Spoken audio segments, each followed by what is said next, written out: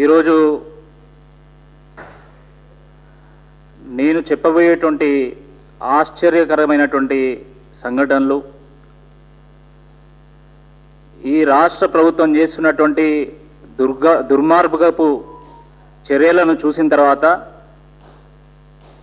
వరంగల్, కరీంనగర్ ప్రజలు టీఆర్ఎస్ నాయకులను తరిమి కొడతారు. ఇక దేశంలో కేవలం ఢిల్లీ, బొంబాయి, కలకత్తా, మద్రాసు ఇలాంటి నగరాలే కాకుండా దేశంలో ఉన్నటువంటి two tier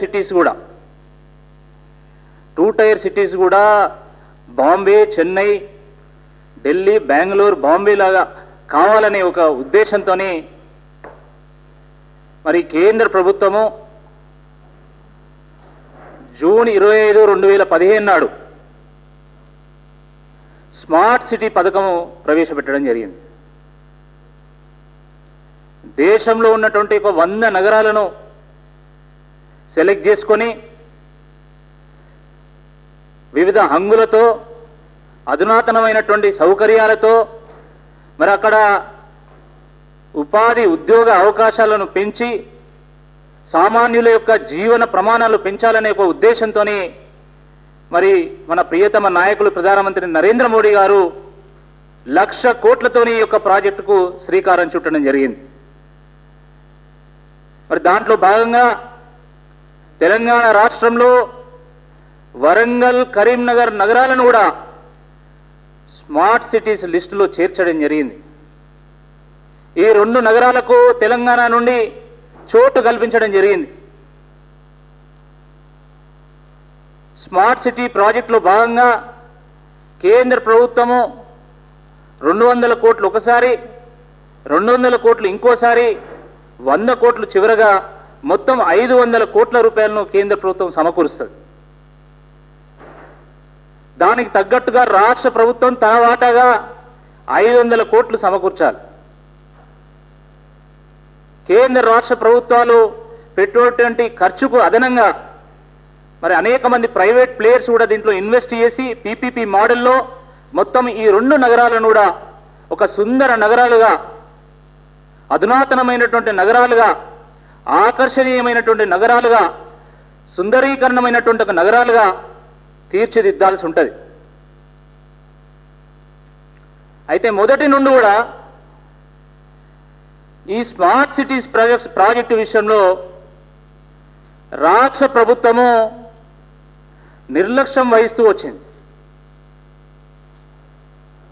smart city project implement చేయాలంటే స్పెషల్ పర్పస్ వెహికల్ ఎస్పీవీని ఏర్పాటు చేయాలి. ఎస్పీవీ అనే ఒక ఎంటిటీని ఏర్పాటు చేయాలి. అవి ఏర్పాటు చేసిన తర్వాత కేంద్రం అందించేటువంటి నిధులను, రాష్ట్రం అందించేటువంటి నిధులను ఆ స్పెషల్ పర్పస్ వెహికల్కి ట్రాన్స్ఫర్ చేయాల్సి ఉంటుంది. మరి కేంద్ర ప్రభుత్వము ఈ యొక్క స్మార్ట్ సిటీ ప్రాజెక్టు ప్రారంభించిన తర్వాత ఎప్పటికప్పుడు నిధులు అందిస్తూ వచ్చింది. కేంద్ర ప్రభుత్వము తన వాటాగా వరంగల్ ప్రాజెక్టుకి 196 కోట్ల రూపాయలు అందించింది. అదేవిధంగా కరీంనగర్ స్మార్ట్ సిటీ ప్రాజెక్టుకి 196 కోట్ల రూపాయలు అందించింది. కానీ రాష్ట్ర ప్రభుత్వం మాత్రము ఈ నిధులను ఈ స్పెషల్ పర్పస్ వెహికల్కి ట్రాన్స్ఫర్ చేయకపోగా తన వాటాలో ఒక్క నయా పైసా కూడా ఇప్పటి వరకు ట్రాన్స్ఫర్ చేయలే. సింగిల్ ఎంపీ ఏ కన్నా కూడా ఇప్పటి వరకు చెల్లించలే. కేంద్ర ప్రభుత్వం అందించినటువంటి 196 కోట్ల రూపాయలను ఇటు స్పెషల్ పర్పస్ వెహికల్కి ట్రాన్స్ఫర్ చేయలేదు. తాను చెల్లించాల్సినటువంటి వాటా నుండి ఒక్క సింగిల్ ఎంపీ కూడా ఇప్పటివరకు ట్రాన్స్ఫర్ చేయలే.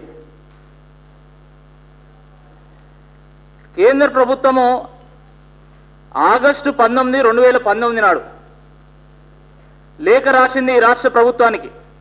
ఎవరు రాశారు? కేంద్ర ప్రభుత్వ కార్యదర్శి ఈ రాష్ట్ర ప్రభుత్వ ప్రధాన కార్యదర్శికి రాసిండు. Chief secretary of government of తెలంగాణకి రాసిండు. ఏం రాశాడు? మేము ఇచ్చినటువంటి డబ్బులను కూడా మీరు స్పెషల్ పర్పస్ వెహికల్కి ట్రాన్స్ఫర్ చేయలేదు. మీరు అందించాల్సినటువంటి నిధులను కూడా ఇప్పటివరకు అందించలేదు. దీనివల్ల స్మార్ట్ సిటీ ప్రాజెక్టు ఇంపాక్ట్ అవుతా ఉన్నది.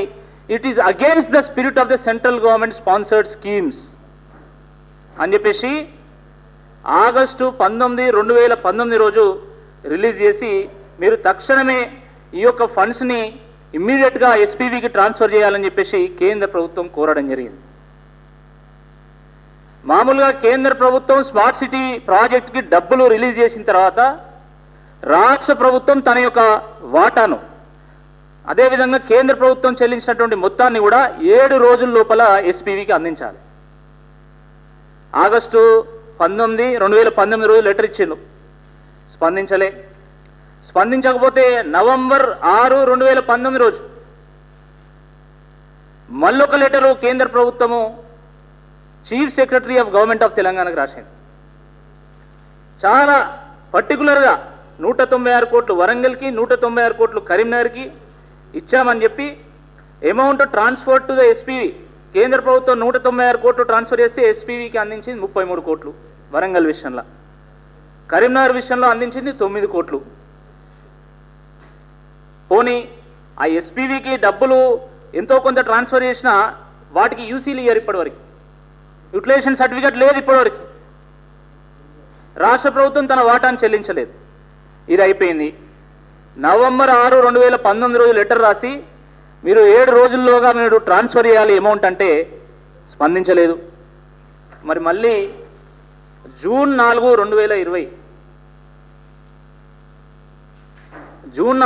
2020లో మళ్ళీ కేంద్ర ప్రభుత్వం ఒక లేఖ రాసింది. ఈ లేఖలో మళ్ళీ అదే విషయాన్ని స్పష్టం చేస్తూ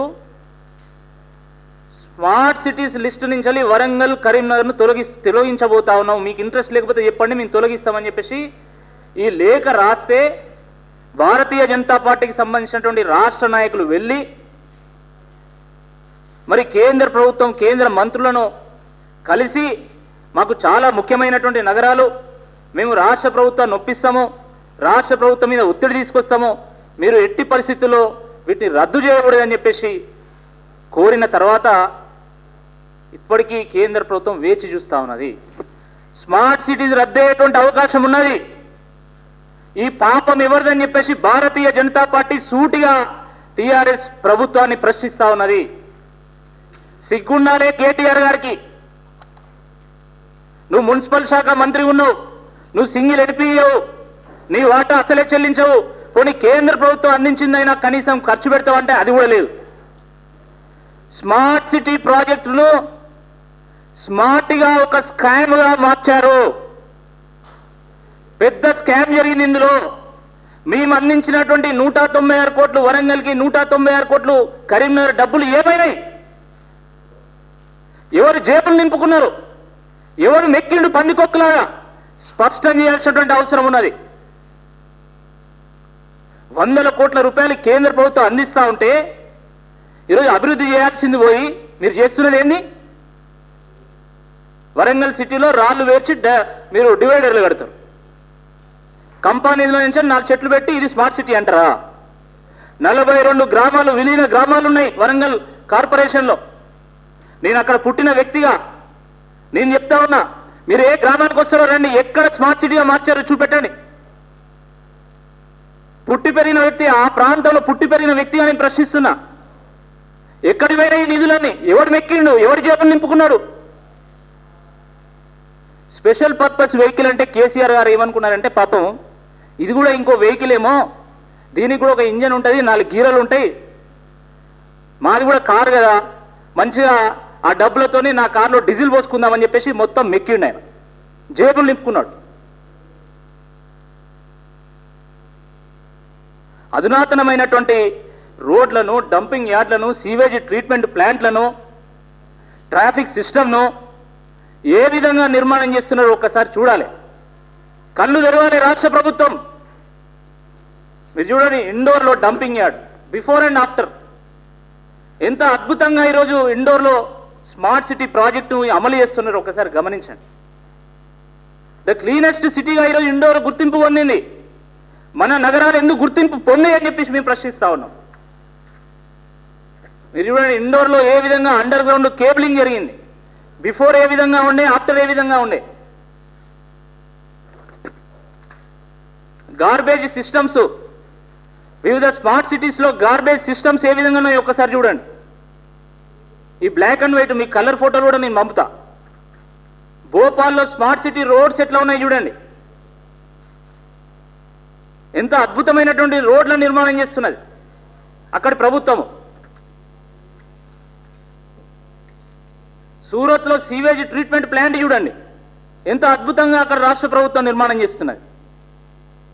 ఇలాంటి ఒక్కటైనా ఇక్కడ చూపెట్టగలుగుతారా? వరంగల్, కరీంనగర్లో ఒక్కటైనా మీరు ఏదైనా చూపెట్టి ఇది చేస్తామని మీరు చెప్పగలుగుతారా అని అడుగుతున్నాను. ఈరోజు ఆగ్రా, వారణాసి అత్యంత వెనుకబడినటువంటి రాష్ట్రంలో అత్యంత వెనుకబడినటువంటి ప్రాంతాలు ఈరోజు టాప్ 10 ర్యాంకింగ్లో ఉన్నాయి స్మార్ట్ సిటీస్లో. మన నగరాలు ఎందుకు ఉన్నాయని అడుగుతున్నాం.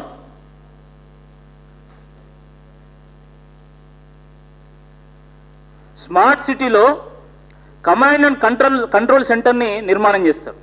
అంటే ఎక్కడ ఏ విపత్తు వచ్చినా కూడా ఆ విపత్తును ముందే కనుక్కొని అలర్ట్ చేసేటువంటి ఒక సిస్టమ్ను నిర్మాణం చేస్తారు. వరంగల్ స్మార్ట్ సిటీలో అది ఉన్నది, దానికి డబ్బులు అందించింది కేంద్ర ప్రభుత్వం. వరంగల్ స్మార్ట్ సిటీలో భాగంగా ఈరోజు మీరు కంట్రోల్ అండ్ కమాండ్ సెంటర్ను కనుక నిర్మాణం చేసుంటే మొన్న వరంగల్ నీట మునిగేదాన్ని ప్రశ్నిస్తున్నాం. 100 సంవత్సరాల పాటు కాకతీయుల రాజధానిగా వెలుగొందినటువంటి వరంగల్ నగరం ఈరోజు వరదల్లో మునిగిందంటే దానికి కారణం మీరు కాదా అని చెప్పేసి మేము సూటిగా ప్రశ్నిస్తా ఉన్నాం. పడవలు వచ్చినాయి వరంగల్కి.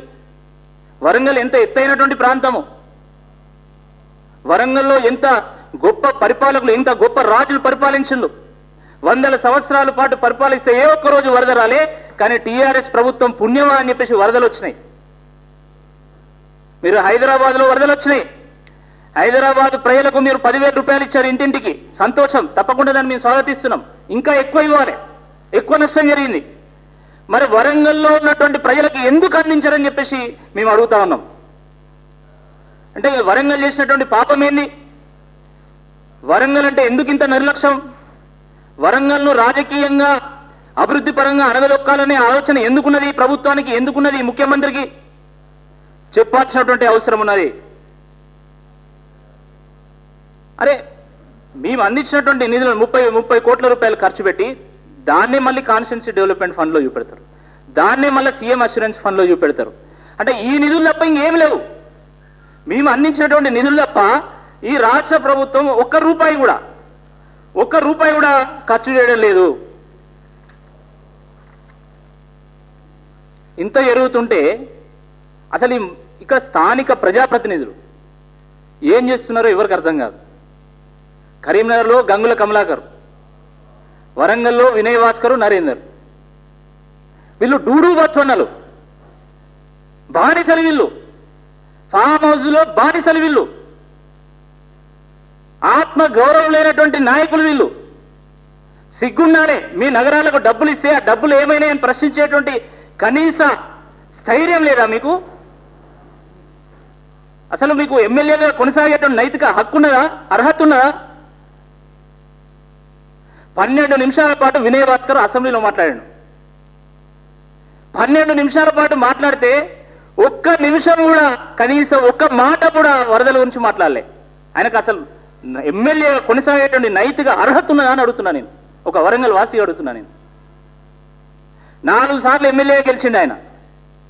4 సార్లు ఎమ్మెల్యే గెలిచి 4 అభివృద్ధి పనుల గురించి కూడా 4 విషయాలు చెప్పలేకపోయింది ఆయన అసెంబ్లీలో. ఆయన ఒక ఎమ్మెల్యేనా? ఇంకా దయాకర్ రావు గారు ఉంటారు, ఆయన అయితే ఇష్టం వచ్చినట్టు మాట్లాడతాడు, ఏది పడితే అది మాట్లాడతాడు. కేంద్ర ప్రభుత్వం అట సహకరిస్తలేదట. ఏం మాట్లాడుతున్నావు అసలు? ఈ స్మార్ట్ సిటీ దీని మీద ఇప్పుడు నేను మాట్లాడేటువంటి దాని మీద దయాకర్ రావు యొక్క సమాధానం ఏంది? దయచేసి వినయ్ భాస్కర్ గారు వినయంగా వ్యవహరించాలి. దయాకర్ రావు గారు వరంగల్ మీద దయ చూపాలి. మీ పార్టీ భజనలు చేసుడు కాదు, చెక్క భజనలు కాదు, కేసీఆర్ భజన చేసుడు కాదు, వరంగల్ ప్రజల భజన ఏంటి? ప్రజలు మీ వైపు నిలబడతారు. హైదరాబాద్లో కేవలం వరద ఎఫెక్ట్ ఉన్నది, బీజేపీ ప్రభంజనం సృష్టించింది. కానీ వరంగల్లో వరద ఎఫెక్ట్ ఉంది, స్మార్ట్ సిటీ రూపంలో అవినీతి ఎఫెక్ట్ కూడా ఉంటుంది, డబల్ ఎఫెక్ట్ ఉంటుంది. దుమ్ము రేపబోతా ఉంది భారతీయ జనతా పార్టీ. మీ దుమ్ము దులుపుతాం, మీ బండారం బయట పెడతాం. ప్రజాప్రతినిధులు కానీ అధికారులు కానీ ఎవరైతే పందికొక్కులుగా మెక్కిల్లో అవన్నీ కక్కిస్తాం. తప్పకుండా మేయర్ గెలిచిన తర్వాత మీ మొత్తం బండారం బయట పెడతాం. ఎక్కడెక్కడ నిధులు డైవర్ట్ చేసిండ్రు, ఎక్కడెక్కడ ఏం చేసిండ్రు. ఇంత జరుగుతుంటే అసలు కేటీఆర్ గారు స్పందించారు. ఏ ముఖం పెట్టుకొని వస్తావు నువ్వు వరంగల్కు? నేను అడుగుతున్నా. భారతీయ జనతా పార్టీ ప్రశ్నిస్తున్నది. నువ్వు ఏ ముఖం పెట్టుకొని వరంగల్లో ప్రచారం చేస్తావు? వరదలు వస్తే మేము స్థానికంగా ఉండి అక్కడ సహాయ కార్యక్రమాలు చేపట్టి ప్రజలను సురక్షిత ప్రాంతాలకు తరలించి మేము వాళ్ళకు భరోసా ఇస్తే, దాని తర్వాత బండి సంజయ్ గారు మా రాష్ట్ర అధ్యక్షులు తప్పకుండా వరంగల్ ప్రజలకు మనం బాసటగా నిలవాలని చెప్పేసి వారు వరంగల్ పర్యటన చేసిన తర్వాత అప్పుడు గుర్తుకొచ్చింది దానికి వరంగల్ రాజకీయంగా నష్టపోతామని చెప్పి బండి సంజయ్ గారు పర్యటన చేసిన తర్వాత అప్పుడు వచ్చినావు. నేను అడుగుతా ఉన్నా, ఈరోజు స్మార్ట్ సిటీలో ఇంత పెద్ద స్కామ్ పెట్టుకొని నువ్వు ఏ విధంగా వరంగల్కి వస్తావు? ఎట్లొస్తావు వరంగల్కు? కేటీఆర్ గారు రాజీనామా చేయాలి. 196 కోట్లు వరంగల్, 196 కోట్లు కరీంనగర్లో స్కామ్ జరిగింది. మున్సిపల్ శాఖ మంత్రిగా కొనసాగేటువంటి హక్కు లేదు, నీకు అర్హత లేదు. You have to resign immediately. కేంద్ర ప్రభుత్వం యొక్క నిధులను డైవర్ట్ చేసేటువంటి అర్హత రాష్ట్ర ప్రభుత్వానికి లేదు. It is a constitutional violation. KTR గారు టీఎస్ ఐపాస్ అని, టీ హబ్ అని ఇంగ్లీష్లో పెద్ద పెద్ద స్టేట్మెంట్లు ఇస్తాడు. కనీసం కేంద్ర ప్రభుత్వం అందించేటువంటి లేఖలు చదవాలనే ఆలోచన సోయి లేదా? మిస్టర్ కేటీఆర్ గారు, you have to keep a track of records. Keep track of records. మిమ్మల్ని మంత్రిగా మేము గౌరవిస్తాం, కానీ మంత్రిగా నువ్వు కాన్స్టిట్యూషనల్గా ముందుకెళ్లాల్సినటువంటి అవసరం ఉన్నది. అందుకనే అంటున్నా, ఈరోజు నువ్వు రిజైన్ చేయాల్సినటువంటి అవసరం ఉంది.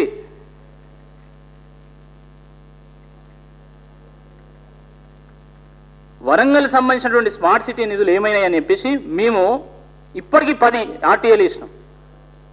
అసలు ఈ రాష్ట్రంలో ఆర్టీఏ వెబ్సైటే ఉండదు. ఆర్టీఏకి ఎవరు సమాధానం ఇయ్యరు.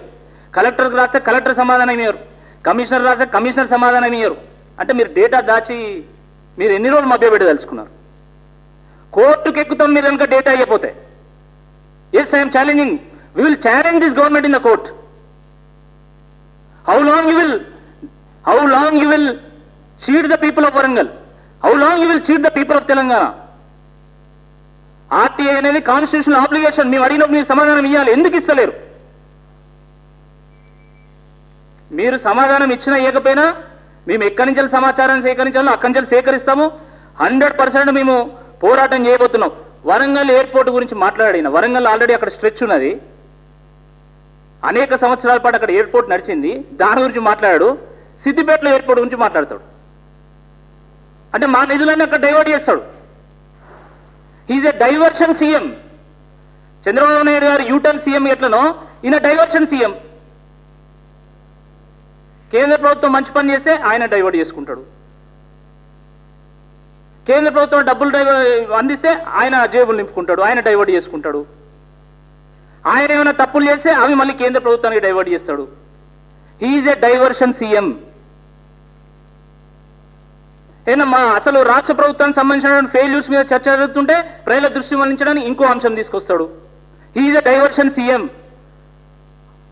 నువ్వు డైవర్ట్ చేసి మమ్మల్ని డిఫీట్ చేయడం కష్టము. ఆ విషయం తెలుసుకోవాల్సినటువంటి అవసరం ఉందని చెప్పేసి ఈ సందర్భంగా మనవి చేస్తా ఉన్నాము. కరోనాకు కషాయం ఎట్లయితే రోగ నివారణో, కేసీఆర్కు కాషాయమే రోగ నివారణ. ఈ విషయాన్ని ప్రజలు అర్థం చేసుకుంటున్నారు. ఏ విధంగానైతే దుబ్బాకలో జిహెచ్ఎంసీలో ప్రజలు నీకు ట్రీట్మెంట్ ఇచ్చిందో అదేవిధంగా రేపు వరంగల్లో కూడా ఇవ్వబోతున్నారు. నేను ఈ సందర్భంగా డిమాండ్ చేస్తున్నా, మీరు తక్షణమే ఎంక్వైరీ పెట్టండి. ఈ స్మార్ట్ స్కామ్ మీద ఎంక్వైరీ పెట్టండి, ఆడిట్ చేయండి. ఈ డబ్బులు ఎక్కడికి పోయినాయి, ఎక్కడెక్కడ ఎంత ఉపయోగించాలి, ఎంత ఖర్చు చేసిండ్రు, ఎవరి జేబులు ఎంత నింపుకున్నారు, తక్షణమే మీరు ఆడిట్ పెట్టాలి. తక్షణమే రిమైనింగ్ అమౌంట్ మీరు ట్రాన్స్ఫర్ చేయండి. అంటే ఈ స్మార్ట్ సిటీ రద్దయినాక మళ్ళీ బీజేపీ మీద బదనాం నెట్టి మళ్ళీ రాజకీయంగా మా మీద బురదయ్యేటువంటి ఒక కార్యక్రమం చేద్దామనుకున్నారా? దానికి ఆస్కారం ఇచ్చేటువంటి ఒక ప్రశ్నే లేదని చెప్పేసి ఈ సందర్భంగా మనవి చేస్తున్నాము. స్మార్ట్ సిటీ అంటే వీళ్ళు డెవలప్ చేసేది ఇన్ఫ్రాస్ట్రక్చర్కి అద్భుతంగా ఐటీ కంపెనీలు ఇండస్ట్రీస్ రావాల్సి ఉంటుంది. ఆయన 2 పిట్టపుడులు అంటే ఒక 2 బంగ్లాలు కట్టిండు అక్కడ వరంగల్ పోతాండే మడికొండ కాడ. అవి కట్టి అది ఐటీ హబ్ అంటాడు. ఎంతమంది పని చేస్తున్నారు నీ ఐటీ హబ్లా చూపెడతావా? వరంగల్లో ప్రతి ఇయర్ 20,000 మంది గ్రాడ్యుయేట్ అవుతున్నారు కాలేజీల నుంచి వెళ్ళి. ఈయన ఉపాధి కల్పించేది 200 మందికి. అది ఐటీ హబ్ అంటాడు. వరంగల్ నుంచి హైదరాబాదు బిజినెస్ కారిడార్ ఏమైంది? దాని గురించి ఎందుకు మాట్లాడాడు? మొత్తం బయటికి తీస్తాం. నేను కేవలం ఈరోజు స్మార్ట్ సిటీ గురించి మాట్లాడినా. స్మార్ట్ సిటీ ఒక్కటి కాదు, చాలా పథకాలు కేంద్ర ప్రభుత్వం ఇక్కడ అమలవుతున్నాయి. Overhauling and maintenance project ఉన్నది. దానికి కేంద్ర ప్రభుత్వం ఇట్టనే 10 లెటర్లు రాసింది. కేంద్ర ప్రభుత్వం ల్యాండ్ ఏది ఈ ప్రాజెక్టు తరలిస్తామని చెప్పి లెటర్ రాసినా స్పందించలే.